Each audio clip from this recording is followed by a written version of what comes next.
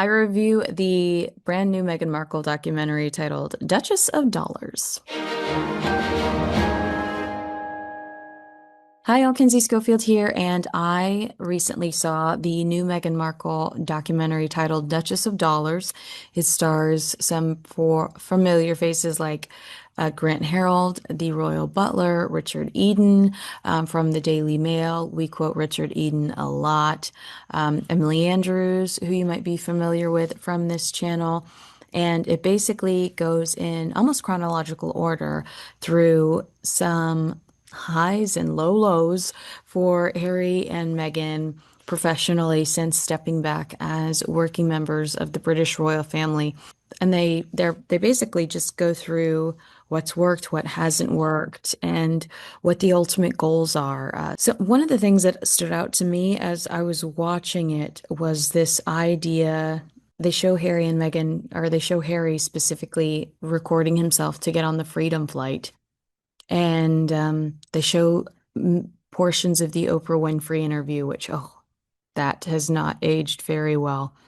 But they're helping build this lead up to explain that Harry and Meghan were in this really uncomfortable place, and to explain that they were, in their eyes, escaping this really difficult lifestyle.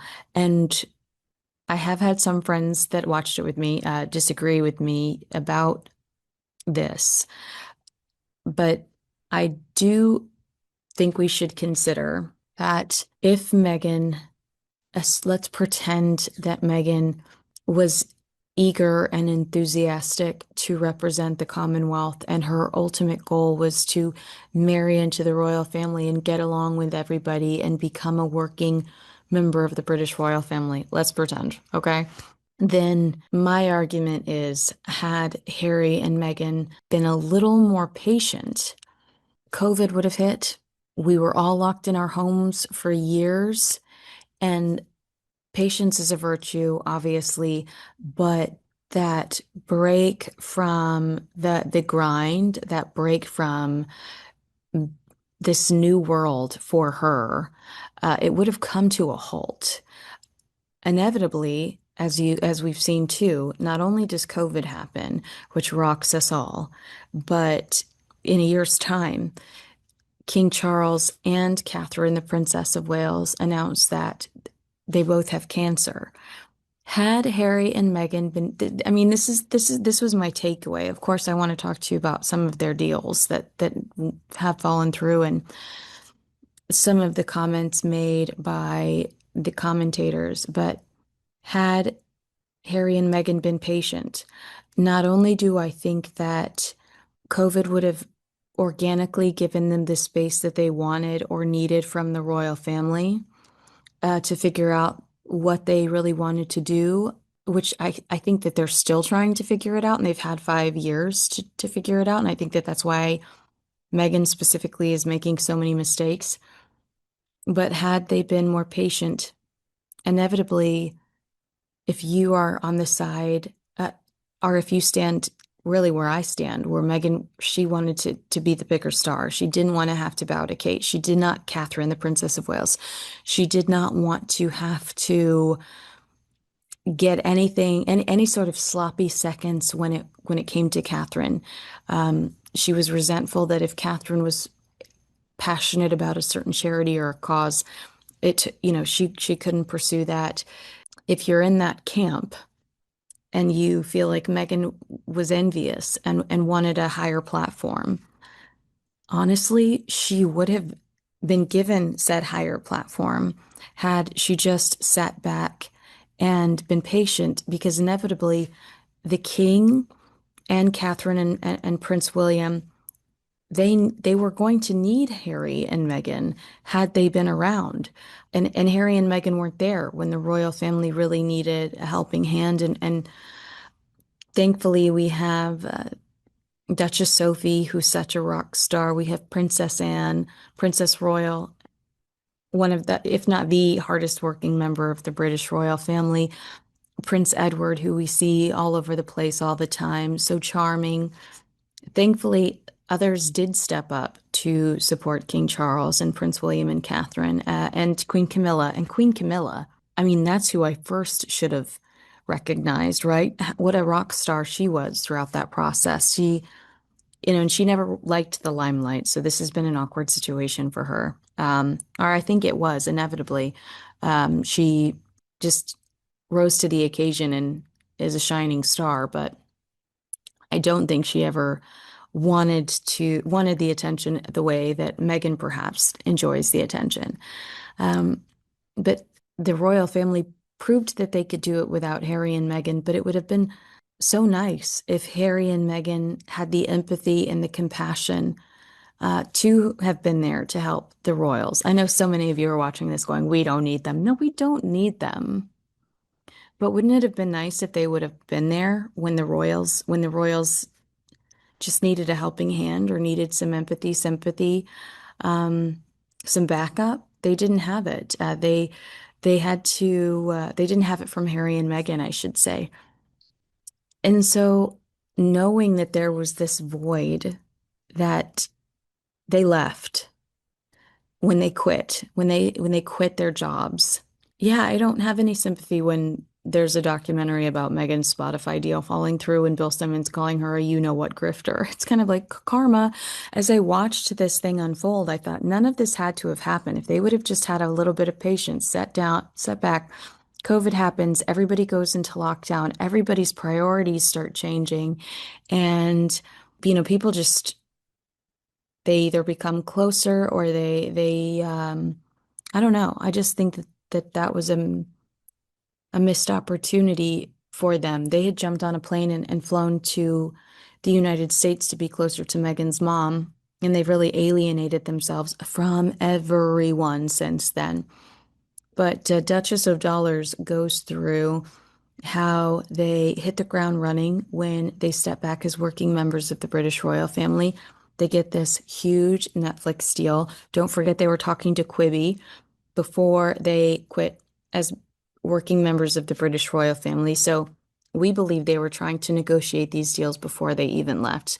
Um, it was Camilla Tonnelly that reported that they had been meeting, I believe, that reported that they had been meeting with Quibi prior to Netflix.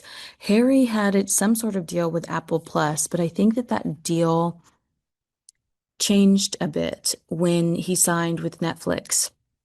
I know at some point he was also talking to Amazon about doing an Evictus, maybe live event, maybe live award show event or something with Amazon.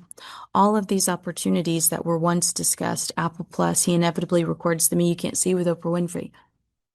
Um, I think that he loses those opportunities. He did do the Oprah thing, but he had more opportunity at Apple Plus. Everything shifts over to Netflix.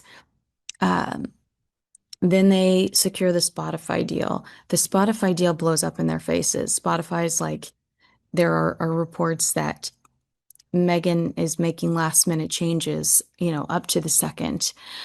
Uh, People are quitting. People need therapy. I mean, Spotify, I think, was a train wreck. And then you have Bill Simmons come out and speak out against them.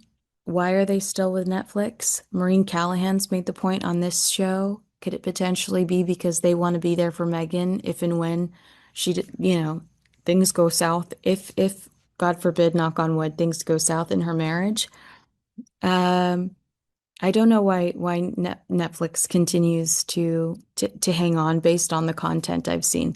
I know they mention the Polo series and they mention um, Megan series. They don't mention the fact that Netflix completely canceled Pearl before it went into production. I don't think that they even mentioned Live to Lead, which wasn't even a blimp uh, when it came to analytics on Netflix. Yes, the Harry and Meghan series was commercially the most successful series. But We Love Meghan, if you're talking about social media currency, parody currency, maybe. But I don't, With Love Meghan dropped off the top 10 within like the first week, if not earlier. So they go through all of these different projects, and Meghan selling out her products, and Meghan selling out her rosé. And really they're discussing that the ultimate objective here for Meghan is to make a buck. And I believe that the theme is Grant Harold makes the best point that yes, you can buy jam from King Charles. Yes, you can buy a bottle of rosé potentially from King Charles. But ultimately, that money goes to charities. Meghan's trying to make a buck. And so it's interesting to watch the way that they lay out how Meghan is really the hustler, that she's finding all of these different avenues to try to make a dollar. And what's Harry doing? What does he do all the time? It wasn't a great reflection on Harry because you just are like, does this guy even have a job? Does he just sit on the couch and play video games and smoke a bowl? I mean, question mark, who knows? But it's also they're complimentary of her. They call her a hustler. I think her work ethic is questionable since becoming a duchess. I'll say that much. But I also think she's stepping on the royals, the same people that gave her a platform to elevate herself and to make a dollar off of that proximity. And I think that that's wrong. I don't, it was a great documentary, though. I really enjoyed it. And I'd be curious to know, I'm sure you're giving me your comments, but I'd be curious to know your thoughts on it. And I'd also love to know if you think that had Harry and Meghan just held out a little bit longer, if everything could have worked itself out, if they just weren't patient. But at the end of the day, I know you don't care because a lot of you are glad that they're in the United States and no longer working members of the British royal family. I think they're a liability. I agree with you there.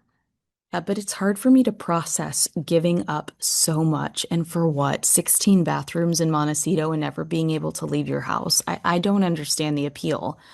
I don't understand the appeal of selling loose fruit spread and alcohol versus being, a representative for the traveling the world representing the king and the Commonwealth. I would prefer that lifestyle, but just me. So let me know what your thoughts are in the comments. Make sure you like, subscribe, and share this video with a friend. Thanks so much for watching. I'm Kinsey Schofield, live from Charleston, South Carolina.